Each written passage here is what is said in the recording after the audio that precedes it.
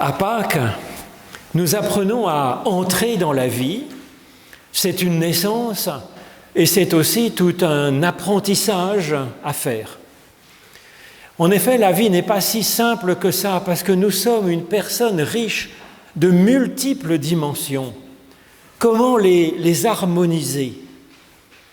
Alors je vous propose de réfléchir sur ce point en suivant des récits du premier livre de Samuel qui nous disent comment Dieu choisit qui pourrait avantageusement régner sur son peuple. Manifestement, ce n'est pas une question facile, même pour Dieu, qui doit tâtonner pour arriver à y parvenir à peu près. Alors d'abord, ça va être l'onction de Saül. C'est dans le premier livre de Samuel, au chapitre 9, fin du chapitre 9, début du chapitre 10. Or, un jour avant l'arrivée de Saül, l'Éternel avait averti Samuel en disant « Demain, à cette heure-ci, je t'enverrai un homme du pays de Benjamin et tu lui donneras l'onction pour qu'il soit le conducteur de mon peuple Israël.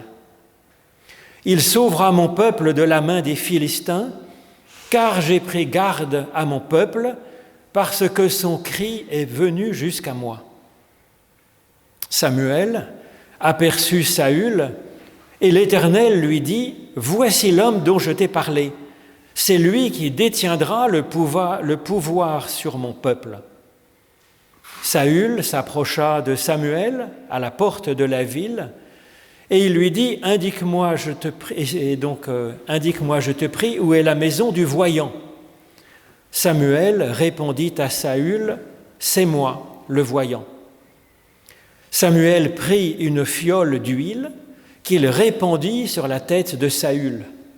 Il l'embrassa et lui dit « L'Éternel t'a donné l'onction pour que tu sois le conducteur de son héritage. »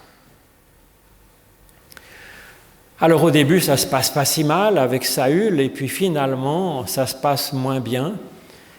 Et on nous raconte la suite la fin du chapitre 15 et puis le chapitre 16.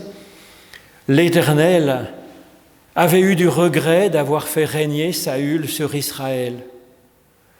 L'Éternel dit à Samuel « Remplis ta corne d'huile et va. Je t'envoie chez Isaïe de Bethléem, car j'ai vu un roi pour moi parmi ses fils. » Alors je vous passe quelques péripéties. Et lorsqu'ils arrivèrent, ils dirent, Samuel se dit en voyant Eliab, « Certainement, le Messie de l'Éternel est ici devant lui. » Mais l'Éternel dit à Samuel, « Ne prends pas garde à son apparence et à sa haute taille, je l'ai rejeté comme roi. Il ne s'agit pas de l'homme, il ne s'agit pas de ce que l'homme considère. L'homme regarde à ce qui frappe les yeux, mais l'Éternel, lui, regarde au cœur. » Ensuite, Isaïe appela un autre fils, Abinabab, et le fit passer devant Samuel. Samuel dit, « L'Éternel n'a pas non plus choisi celui-ci. » Isaïe fait alors passer Shamma, et Samuel dit, « L'Éternel n'a pas non plus choisi celui-ci. » Isaïe fit passer ainsi ses 7 fils devant Samuel, et Samuel dit à Isaïe, « L'Éternel n'a choisi aucun d'eux. » Samuel dit alors à Isaïe, « N'y a-t-il pas encore d'autres jeunes gens ?» Et Isaïe répondit, « Si, il reste encore le petit, mais il fait paître le troupeau. » Alors Samuel dit à Isaïe, « Envoie-le chercher, car nous ne nous installerons pas avant qu'il ne vienne ici. » Isaïe l'envoya chercher.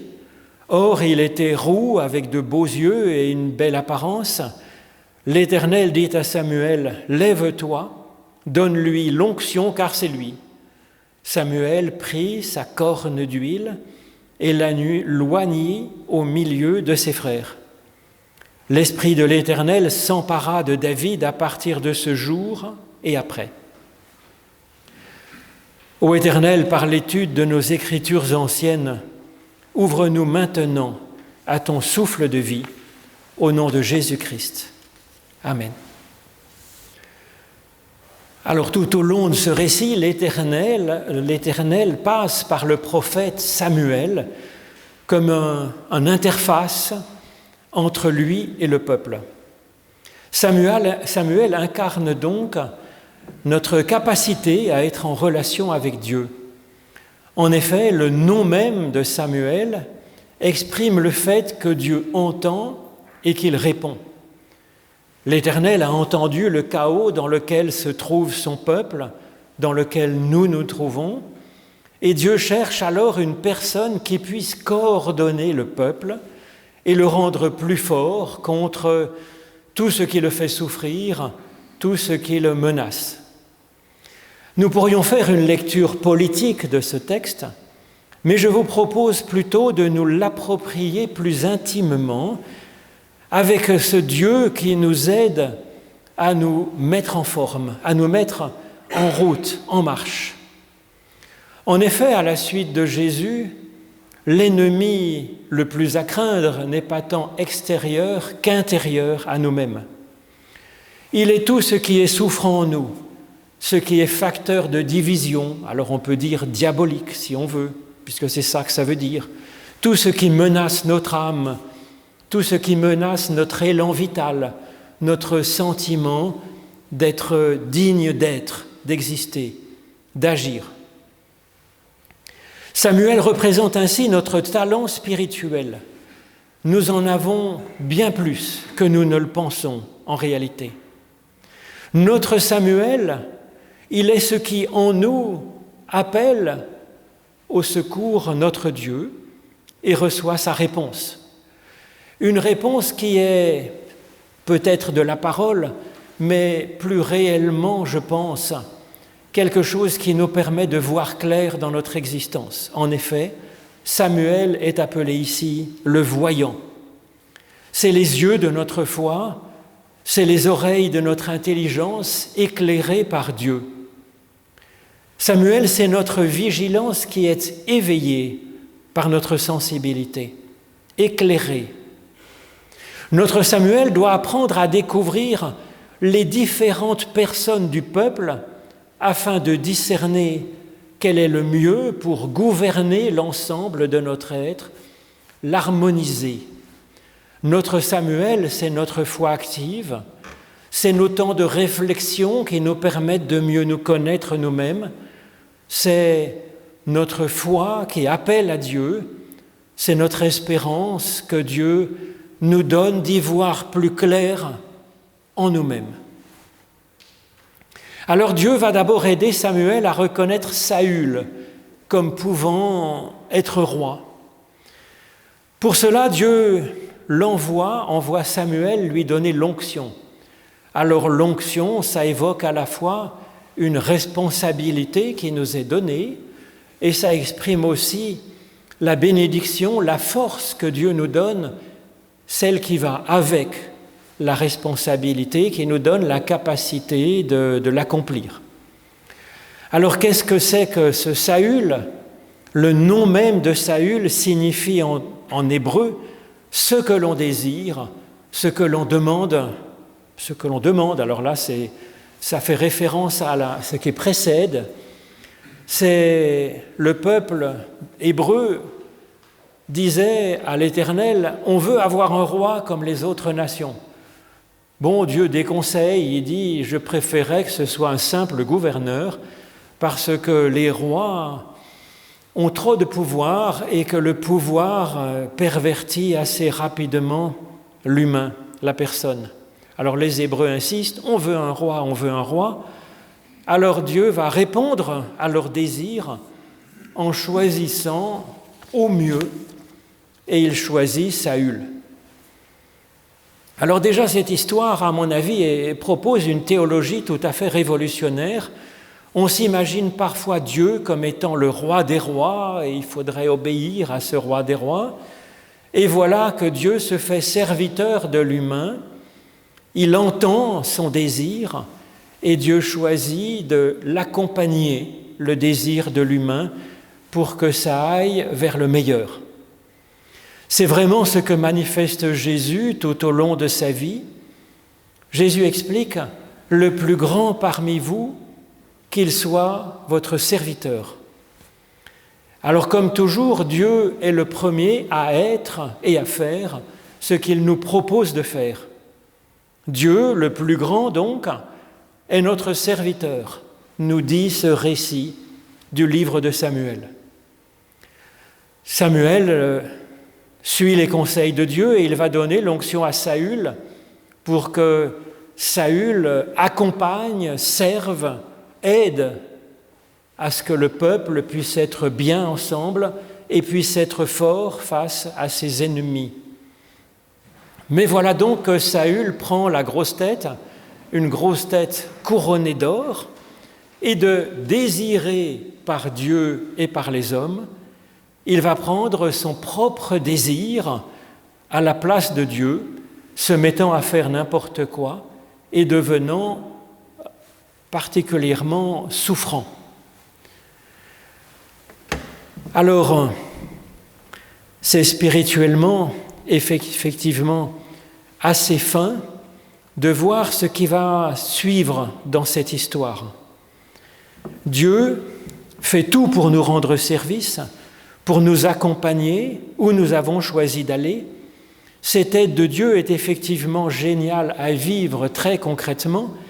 Seulement, ce texte nous met en garde effectivement contre une difficulté de ne pas prendre Dieu pour autant comme étant notre majordome, notre serviteur, devant obéir à nos ordres.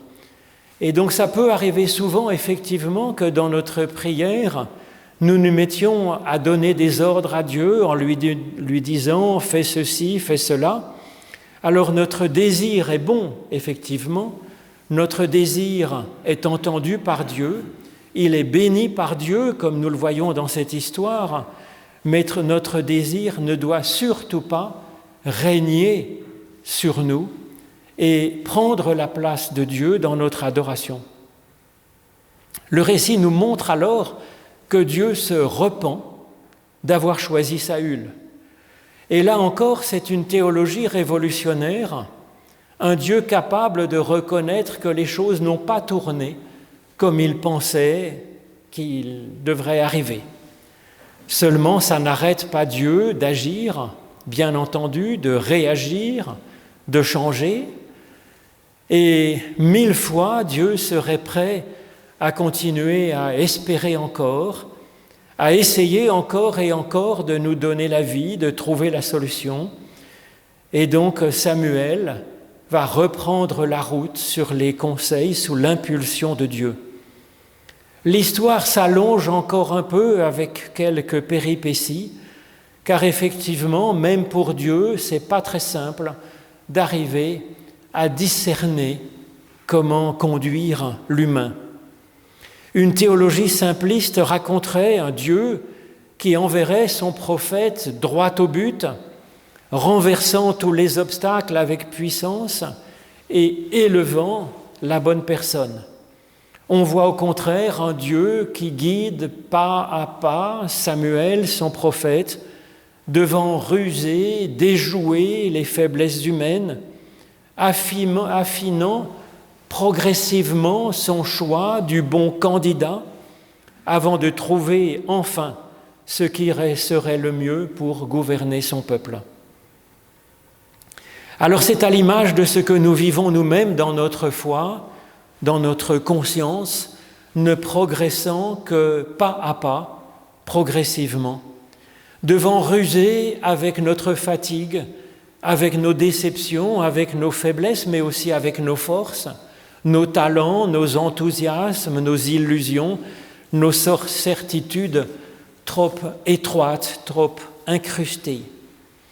Samuel, il est envoyé par l'Esprit vers Ésaïe et ses fils. Il va sanctifier Ésaïe et chacun de ses fils, puis il les passe en revue, apprenant à les connaître. 7 fils passent donc d'abord devant Samuel. Alors le chiffre 7, dans la Bible, ça évoque la réalité de ce monde qu'évoque le chiffre 6.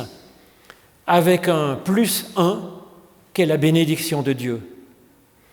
Alors cette fratrie de 7, elle est à l'image de nous-mêmes, de notre bonne nature, riche de multiples dimensions qui sont reconnues et qui sont bénies, distinguées par Dieu. Alors 3 de ces dimensions dans ce récit sont explicitement nommées comme étant remarquables et comme donnant envie de les faire régner sur l'ensemble de notre être et de notre vie pour que notre vie soit belle, soit bonne et harmonieuse. Le nom du premier fils, c'est Eliab. Alors Eliab en hébreu, ça veut dire mon Dieu est un père. El, c'est Dieu, Eli, mon Dieu, Ab, comme Abba, comme papa, père.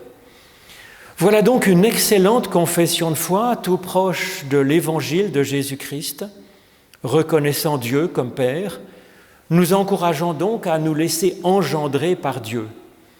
Alors comme Samuel, nous nous disons que cette foi, cette magnifique théologie est bien digne de régner sur notre existence et sur, j'allais dire même, l'humanité de demain tout entière. Mais en fait, non. C'est une excellente théologie, mais ce n'est pas la théologie, même la plus élevée, qui doit gouverner notre vie et encore moins notre monde.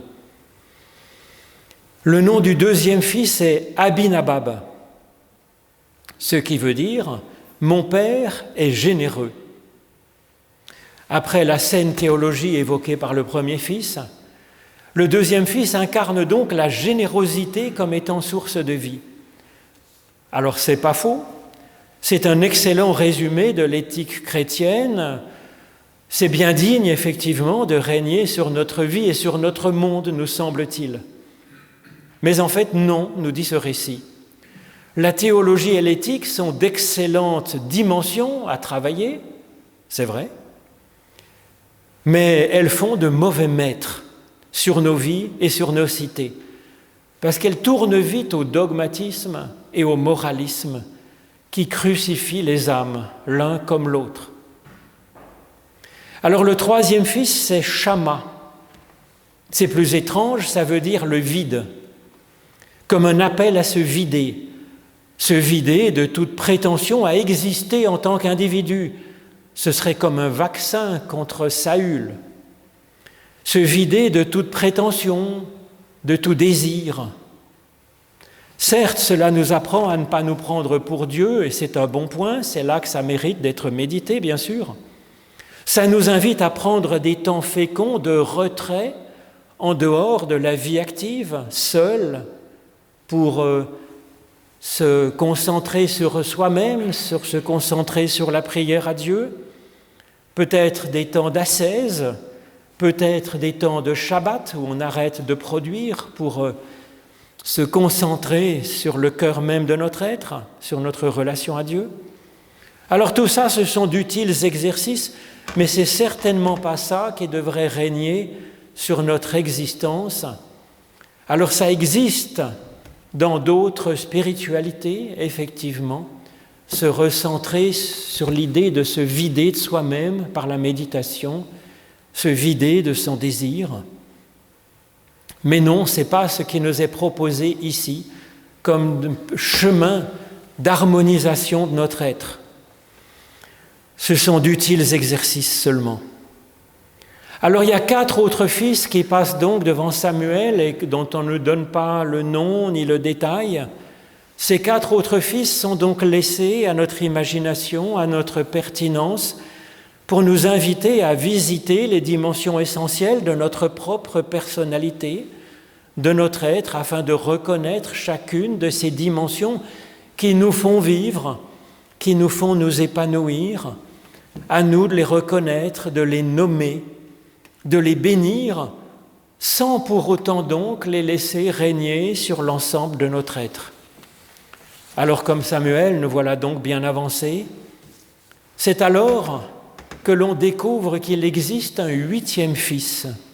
Un 8e fils qui va être désigné par Dieu comme bien digne de régner sur l'ensemble. Le 8 Dans la Bible, ça évoque effectivement la transcendance de Dieu, ça évoque l'éternité. C'est le 8e jour d'une semaine qui n'en compte que 7. C'est pour ça nous célébrons notre Dieu le 8e jour, le lendemain du Shabbat, pour fêter la résurrection, cette vie qui déborde la simple existence en ce monde. Alors ce 8 évoque la transcendance, ce fils, il est mal reconnu par sa famille qui l'appelle le petit. Et il lui prête peu d'attention car il est serviteur des brebis. Tiens, il est serviteur des brebis. Ça évoque déjà cette qualité qui est le soin de l'autre, qui est le service de l'autre.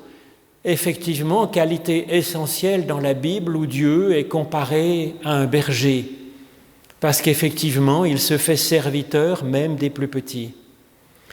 Et donc, qu'est-ce qui donc doit régner sur notre être, sur l'ensemble de nos dimensions et sur notre devenir? Eh bien, c'est ce petit dernier qui s'appelle David, nous dit le texte. Et David en hébreu, ça veut dire le bien-aimé. Cela nous invite à nous savoir d'abord être le bien-aimé de Dieu, à en faire le cœur même de notre dignité, la certitude que nous valons quelque chose, en faire le fondement de chacune de nos prières de gratitude, en commençant par là, en discerner les traces dans notre vie par la louange à Dieu, oser y fonder notre liberté de croire, de penser, d'agir, d'avoir notre propre vocation, d'entreprendre. C'est ce que confesse Jésus-Christ dans son testament spirituel qu'il donne quelques heures avant d'être arrêté pour être exécuté à ses plus proches disciples. Il explique comment il s'est lui-même construit. Comme le Père m'a aimé, dit Jésus-Christ, je vous ai aussi aimé. Jésus s'est construit sur le fait même d'être aimé et d'être le bien-aimé de Dieu. Cela nous appelle à la gratitude envers Dieu, mais aussi à la gratitude pour toutes les fois où nous avons été dans notre vie, dès notre enfance, et puis dans les moments les plus riches, car cela nous a effectivement construits, comme le dit Jésus-Christ, comme capables à notre tour d'aimer et de servir en vérité. Quand on fait régner ainsi la grâce au-dessous de tout ce qui compte pour nous, cela change tout en réalité. Notre façon d'être, notre façon de faire de la théologie. Et Paul, dans son hymne à l'amour, nous dit qu'il n'y a pas d'autre façon, en réalité, de faire de la théologie, normalement. Cela infuse sur notre façon d'être serviteur des autres, non pas pour faire notre salut, mais parce que nous sommes déjà sauvés et aimés, par plaisir d'aimer, de faire du bien. Ça influe sur notre façon d'agir et de nous reposer, de ne rien faire, de faire la sieste. Ça influe sur notre façon de faire de la musique, de rêver, de faire du sport, de faire ce que nous aimons. Cela nous donne d'être sans avoir besoin de nous excuser d'exister, de respirer, de manger, de vivre, d'avancer, d'être nous-mêmes avec notre personnalité, nos goûts, notre talent, parce que nous avons saisi que nous sommes bénis. Et là, effectivement, David va être béni, nous dit le texte, au milieu de ses frères et sœurs. Non au-dessus de ses frères, non au-dessous de ses frères, ni contre ses frères, ni sans ses frères, mais parmi ses frères et sœurs. Et donc c'est ainsi qu'il va être à la fois berger, mais aussi prophète et roi. Un roi qui respire la louange à l'Éternel. Amen.